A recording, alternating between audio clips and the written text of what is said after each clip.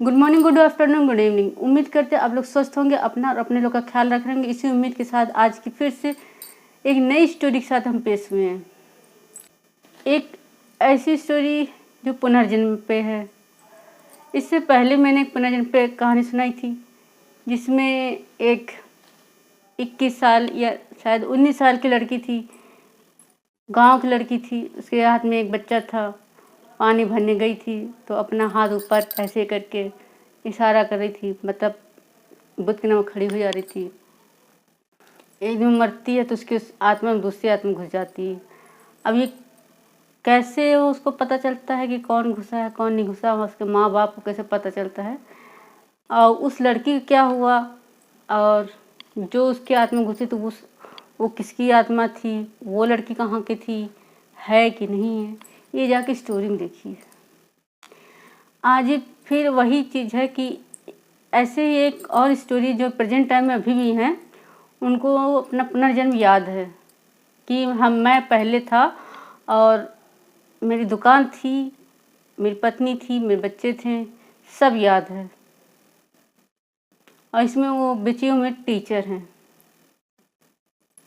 बनारस के बेचियों में टीचर हैं। वैसे ही आज एक कहानी है पुनर्जन्म की फिर से, जो महात्मा गांधी के समय की कहानी है। और महात्मा गांधी ने खुद एक कमेटी बैठाकर उसकी जांच करवाई। एक ऐसे पुनर्जन्म कहानी, कई लोगों ने जांच की। कनाडा के लोग, कनाडा की शोध करता है तो वो भी जांच किए। 8 जून 1902 में मथुरा के गांव में चतुर्भुज नामक एक आदमी को एक लड़की जन्म लेती है, जिसका नाम लुगदी रहता है। वो 10 वर्ष की हुई तो 2012 में केदारनाथ चौबे का उससे दूसरी शादी हुई, क्योंकि केदारनाथ की जो पहली पत्नी थी वो मर चुकी थी। लुगदी जो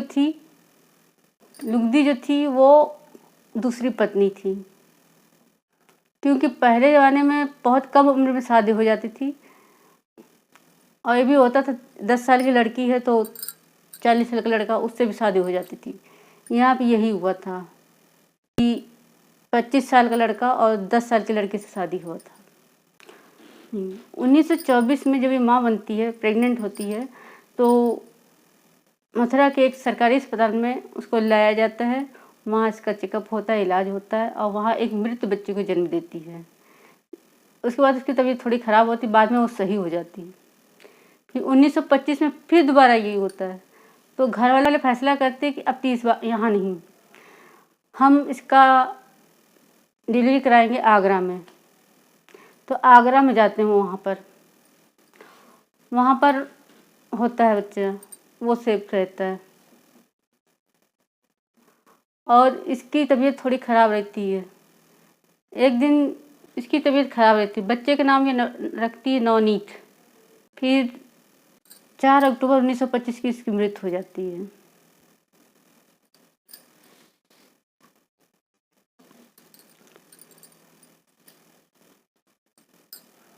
दस महीने 7 दिन मथुरा से 125 किलोमीटर दूर, मतलब 100 किलोमीटर दूर दिल्ली में एक लड़की का जन्म होता है, जिसके पिता का नाम बाबू रंग बहादुर था, और उस लड़की का नाम शांति रखा जाता है, जिसे लोग शांति देवी कहते थे। शुरू में 4 साल तक किसी से बोलती नहीं थी, बिल्कुल भी नहीं बोलती थी 4 साल की उम्र में। 4 साल के बाद ये इतनी तेज़ी से बोलने लगी, पटप पट पट मतलब सबसे बोलने लगी, लेकिन वो दिल्ली की भाषा नहीं थी, कहीं और की भाषा थी। तो कई लोगों को दिखाया कि पता नहीं किस भाषा बोल, पहले तो बोल नहीं रही थी, अब बोल रही तो पट बोल रही है। तो मथुरा का कोई आदमी मिला, उसने बताया कि ये मथुरा की भाषा बोल रही है। तो उस आदमी ने कहा कि ये लड़की तो मथुरा की, मतलब हम लोग कभी तो मथुरा गए भी नहीं है, हमारा मथुरा में कोई रहता भी नहीं, रिश्तेदार भी नहीं मथुरा में, और ये भाषा वहाँ कैसे सीख ली। टाइम बीतता है, स्कूल में नाम लिखता है उसका, तो स्कूल में नाम भी वो लड़कों से वैसे ही बात करती है जैसे घर में करती है, यानी कि मथुरा भाषा की लैंग्वेज में वो बात करती है, दिल्ली की भाषा की लैंग्वेज में बात नहीं करती है, मतलब ब्रज भाषा में वो हमेशा बात करती थी। जब 6 साल की हुई लड़की, तब उसने कहा पहली बार अपने पिता से कि मेरी शादी हो चुकी है, आप मेरे पिता नहीं हो। ये सुनकर पिता को बहुत लगता झटका कि ये क्या कह रही है। पूछता है उसका बाप, तुम्हारे पिता का नाम क्या है? तो बताती मेरे पिता का नाम चतुर्भुज है और मैं मथुरा की रहने वाली हूँ। मेरे माँ बाप मथुरा में रहते हैं, मथुरा में मेरी शादी हुई है और मेरे एक लड़का है। तो कहती, उसके पिता कहते ठीक है तुम्हारा एक लड़का है, एक ही लड़का है? तो कहती नहीं, गलत, पहला लड़का हुआ था वो ऑपरेशन हुआ, तो दूसरा लड़का भी ऑपरेशन हुआ। मतलब सारे बात वो बता देती है, लेकिन जब उसका पिता पूछता है तुम्हारे पति का नाम, तो वो चुप हो जाती है, शर्मा आ जाती है, नहीं बताती है। क्योंकि उस समय पति के नाम लेना भी लोग गुनाह समझते थे, इसलिए नाम नहीं लेते थे। तो वो उसी धर्म का पालन कर रही थी कि पति का नाम नहीं लेना है। सब कुछ बताती थी कि मथुरा में द्वारका मंदिर है, उसके बगल में एक दुकान, उसी बगल में एक मेरा मकान है। लेकिन वो कोई चीज़ भी नहीं बता पा रही थी। नहीं, वो अपने पति केवल नाम नहीं बता पा रही थी। कई दिन बीत जाते हैं, सोचते हैं शायद कहीं कहानी सुन रखी है, वही बता रही है। तो इसको तब इसको फिजिशियन के पास ले जाते हैं, तब वो पूछता सब चीज़। वो बातें बता रही थी जो एक औरत को मालूम होती है। 5-6 साल के बच्चे को नहीं पता होता है कि क्या होता है ये सब चीज़ें। कहती मेरे 2 ऑपरेशन हो चुके हैं, एक बच्चा मरा हुआ था, एक बच्चा जिंदा था। लेकिन जब वो पति का नाम पूछता है तो नहीं बताती। फिर चुप, वही कहानी वहाँ भी दोहराई। तो वो लोग नहीं समझ पाते। फिर आते हैं, तब ये अपने एक दोस्त जो कि एक स्कूल में टीचर हैं, उनसे बात करता है कि ऐसी कहानी मेरी बच्ची इसी कह रही है, मुझे अपना बापा नहीं मान नहीं है। तो एक दिन आते हैं, उसको लालच देते हैं कि तुम यदि अपने पति का नाम बताओगे ना तो तुम्हें तुम्हारे पति के पास छोड़ दूंगा। तब वो पहली बार नाम लेती है, केदारनाथ चौबे, और लोग मुझे चौबेयान कहते थे। वो सारे बात बता देती है। अच्छा, चले आते हैं तो बाप पूछता है कुछ समझ में आया? तो कहते रुके रहो कुछ दिन तक, इसका मैं पता लगाता हूँ। तब एक चिट्ठी लिखते हैं, जो पता बताते उसी पता पे, केदारनाथ के नाम पर चिट्ठी जाती है। चिट्ठी केदारनाथ को ही मिलती है। केदारनाथ पढ़ करके वो सब बातें, क्योंकि वो जितनी बच्ची बातें बताती है सारा लेटर में लिख देते हैं। तो वो अपने केदारनाथ उस सब चीज़ को पढ़ता है, तो वो भी अचंभित रहता है, मन में थोड़ा से टाइम सवाल आते रहते हैं क्या है क्या नहीं है। तो वो अपने कजिन को बुलाता है, कजिन को बताता है। कजिन का नाम रहता है कांजीराम। वो सारी बातें बताता है, लेटर दिखाता कैसे से है। तो कांजीराम कहता है कि तुम अभी मत जाओ, मैं जाता हूँ वहाँ पर इस पते पर। क्योंकि उस पर पता भी लिख देते, अपने स्कूल का पता लिखते हैं ताकि व्यक्ति मुझसे आके मिले। तो जाते हैं उस स्कूल में, और भीषण दास जो कि उस लड़की के पिता के दोस्त रहते हैं, उनसे मिलते हैं। कहते हैं कि ये बताओ ऐसा ऐसा कहानी है। तो वो जाके कांजीराम जो रहते हैं उनसे मिलते हैं, तो वो बताते हैं। तो उनको लेकर के उस लड़की के घर जाते हैं और बता देते हैं कि मैं तुम्हें केदारनाथ चौबे बना के ही मिलाऊंगा, असली नाम मत बताना। देखते लड़की क्या कहती है।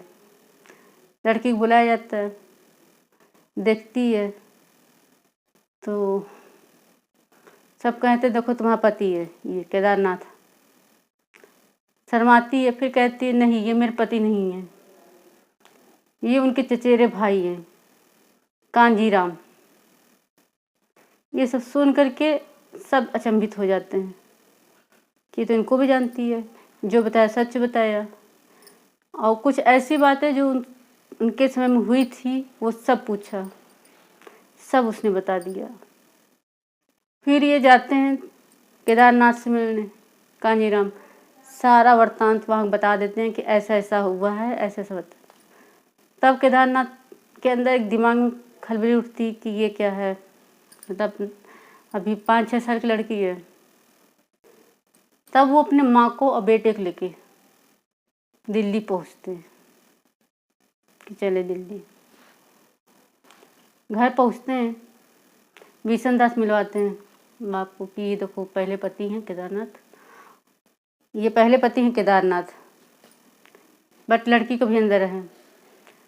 फिर बुलाते हैं लड़की को, उनका दूसरा नाम बताती है, तो कहती है कि नहीं वो नहीं है ये, और शर्माते हुए कहती ये मेरे पति हैं। फिर पूछते अच्छा ये कौन है, तो कहती ये मेरा लड़का है। तो पति कहता कि तुम्हारा जब जब जन्म दिया उसके बाद मृत्यु हो चुकी, तुमने इसको कैसे पहचान लिया? तो उसने कहा नहीं, मैंने अपनी धड़कन से ही पहचानी, मैंने इसको जन्म दिया है, इसलिए मैं जानती हूँ मेरा बेटा है, और मैंने इसका नाम रखा था नवनीत। बात सच थी, क्योंकि उसकी माँ ने ही नाम रखा था नवनीत, और नाम भी उसमें नहीं बताया था कि इस लड़के का नाम क्या है, सब बता दिया कि इसका नाम नवनीत है। तो फिर उसकी माँ कहती है कि ये तो तुम्हारी जन्म देने वाली माँ है। फिर वो करती मुस्कुराती है और जाती पैर छूती है, कहती है कि ये मेरी सासू माँ है, मेरी माँ ये नहीं है जन्म देने वाली, ये सासू माँ इनकी माँ है। फिर लोग अचंभित नहीं होता, फिर बाप से परमिशन लेके कहता है कि केदारनाथ लड़की के बाप से परमिशन लेता है कि मुझे इससे अकेले में बात करनी है। तब जाता है, अकेले में ले जाता है, बात करता है। तो वो सब बात जो एक पति पत्नी के बीच में होता है उसको सब पता था। आता है तो कहता है ये कुदरत का कमाल है जो इसको सब चीज़ याद है तो मेरी पत्नी ये जो बता रही है, लेकिन इसका पुनर्जन्म शायद हुआ है। तो बाप समझ जाता है। अच्छा, जब वो लोग जाने लगते हैं तो भी कहती मैं भी चलूँगी, क्योंकि उसको पता नहीं होता कि केदारनाथ ने तीसरी शादी कर ली। तो सब रोकते हैं, केदारनाथ कहते मैं भी आऊँगा दोबारा तुमसे मिलने। अच्छा, सब लोग चले जाते हैं। फिर तिवारा जब आते हैं, मतलब केदारनाथ तो दोबारा आता है, लेकिन अब तिवारा अपने लड़के के साथ और अपने पत्नी के साथ आता है। ये देखकर बहुत तेज गुस्सा होती है लुगदी कि इन्होंने मुझसे वादा किया था कि अब मैं कभी भी शादी नहीं करूँगा, और इन्होंने शादी कर ली और कह भी दिया कि तुमने मुझसे वादा किया था कि मैं दोबारा शादी नहीं करूँगा, तो फिर कैसे तुमने शादी कर ली? तुमने मेरी कसम तोड़ी। उसकी तरफ इशारा करते हुए, वो छोटी सी 6-7 साल की लड़की, और वो लड़का मात्र लड़की से, जो उसका लड़का है वो लड़की से ही 4 साल और बड़ा है। वो 6 साल की और 10 साल का, उसे अपना लड़का बता रही है। चलो सारी बातें हो जाती हैं, पुनर्जन्म की सब वो हो जाता है कि पुनर्जन्म की कहानी है। जब जाने लगती तो कहती नहीं मैं इन्हीं के साथ जाऊंगी, रोने लगती, लेकिन समझाने पर फिर कैसे उसको रोका जाता है, रुकती है और वो लोग को विदा करती है। लेकिन बीच में जब उसकी सासू माँ आई थी तब एक घटना और हुई थी, मतलब एक वाकयांश और हुआ था कि जब आए थे तो लोग खाना बनाने के लिए कहा गया था। तो लड़की से पूछा गया था कि तुम्हारे पति को तुम्हारी सास को क्या क्या पसंद है। तब बताती है कि मेरे सास को आलू पराठे बहुत पसंद है, और मेरे पति को भिंडी की भुजिया सब्जी बहुत पसंद है। वो सब खाना बनता, खाते हैं, सब जाते हैं, चले जाते हैं। ये तो पहली बात होगी। अब केदारनाथ चले जाते हैं, इससे लड़की रोक लिया जाता है, कहा जाता है कि अब तुम्हारा यही जीवन है, यहीं पर रहना है, उसकी पत्नी वहाँ तुम नहीं जाओगी, ये तुम्हारा पुनर्जन्म। समझाया जाता, सब कुछ तो समझती है, लेकिन ये बात इतनी उछल जाती है कि मथुरा में एक न्यूज पेपर में ये बात छप जाती है कि एक लड़की ने पुनर्जन्म लिया है। फिर भारत के से जितने न्यूज रहता है उसमें छप जाता है। धीरे धीरे कहीं ना कहीं ये बात महात्मा गांधी जी के पास पहुंचता है, तो कहते हैं अच्छा ऐसा क्या? तो वो उसको बुला लेते हैं, महात्मा गांधी जी, शांति देवी माँ बाप दोनों ही आते हैं, तो उसे सब पूछते हैं। तो उसमें एक बैठा सदस्य कहता है कि कहीं से कहानी सुनी है और वो अपने जीवन में उतार के बता रही है। तो सब उसके उसमें हाँ में हाँ मिलाते हैं, ठीक है शायद ऐसा कर रही हो। तब उसने कहा कि नहीं, तब महात्मा गांधी ने कहा नहीं, ऐसा नहीं हो सकता है, चलो तुम्हारे तसल्ली के लिए हम एक जांच कमेटी बैठाते हैं।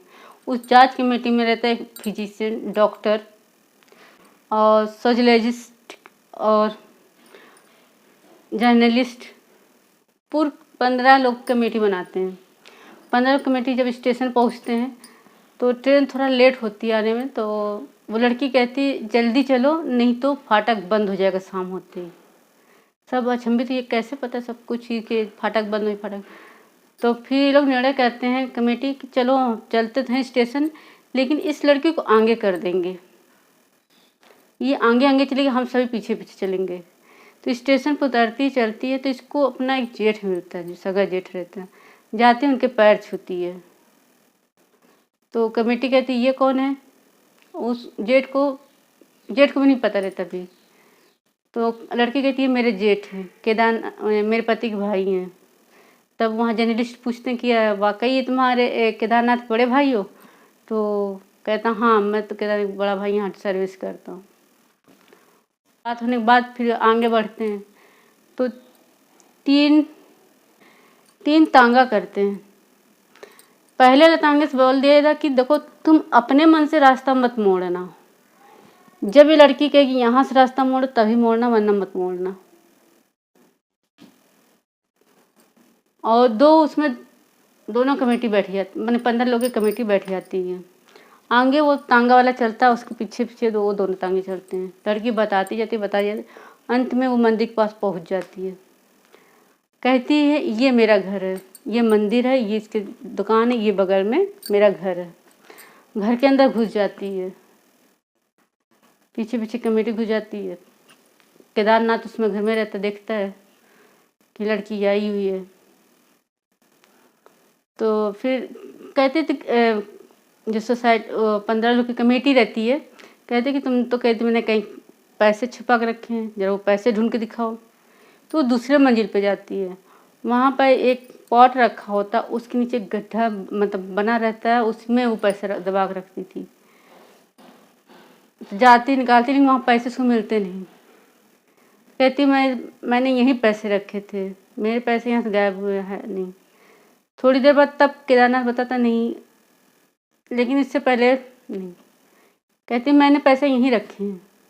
तो कमेटी पूछती कितना पैसा रखा, तो कहती 150 रुपये। फिर कुछ देर सब बातें हो जाए, तब केदारनाथ कहता कि हाँ वो पैसे थे वहाँ पर 150 रुपये ही थे, लड़की सच बोल रही है। सब चीज़ हो जाता, फिर ये लोग वापस आते हैं। महात्मा जी गांधी से कहते नहीं ये सच बोल रही है, इसका एक पुनर्जन्म हुआ है और ये सारी बातें कही, हम लोगों ने ऐसा ऐसा किया है। पूरे अखबार में, पूरे इंडिया में छप जाता है, विदेशों में ये खबर चली गई लड़की ने पुनर्जन्म लिया है। तब एक कनाडा के शोधकर्ता आते हैं और उसकी पूरी जांच करते हैं कि वाकई लड़की सच बोलेगी नहीं बोले। जांच करके तब पूरा वृत्तांत अपने उसमें लिखते हैं और पूरे न्यूज़ छापते हैं। ये जांच की हुई पहली कहानी है। इससे पहले भी जांच हुई थी, लेकिन इतनी डिटेल में जांच नहीं हुई थी। जिससे मैंने पहले कहा था कि एक सर ऊपर, हाथ दांत कड़कड़ाते हुए एक कहानी सुनाई थी, जो अभी शुरू में मैंने बताई है, उसकी भी जांच हुई थी। साइंस बनी वैज्ञानिक तरीके से उसकी जांच हुई थी। यहाँ वैज्ञानिक तो थे ही, डॉक्टर भी थे, फिजिशियन भी थे और सामाजिक कार्यकर्ता थे, कानून के भी थे, सब कुछ था, सब चीज़ हो जाता है। लेकिन एक बात इसमें रहता है कि इतना सब कुछ होने के बाद भी वो लड़की अपने पति के पास दोबारा नहीं जा पाती, क्योंकि उनके उम्र में काफ़ी अंतर रहता है। और कहीं ना कहीं शुरू से छोटे पर से उसकी शादी की बात हुई थी, वो कबूल करेंगे मेरी शादी हो चुकी, मेरे बच्चे हैं, हो चुकी हैं। वह पूरी उम्र तक शादी नहीं करती और उसकी मृत्यु होती है 27 दिसंबर 1987 को। 27 दिसंबर 1927 की मृत्यु हो जाती है 61 वर्ष की उम्र में। और यहाँ पर कितनी उम्र में होता है, 23 साल की उम्र में उसकी मृत्यु हो जाती है। जो लुगदी मरती है वो 23 साल की उम्र में, और ये जो मरती है वो 61 वर्ष की उम्र में मरती है। ये थी आज की कहानी पुनर्जन्म में। सुनिए और उस पर कमेंट कीजिए, शेयर कीजिए, कैसी लगी बताइए और लाइक भी करिए। आगे फिर से नई स्टोरी के लिए पेश होंगे, तब तक के लिए गुड नाइट।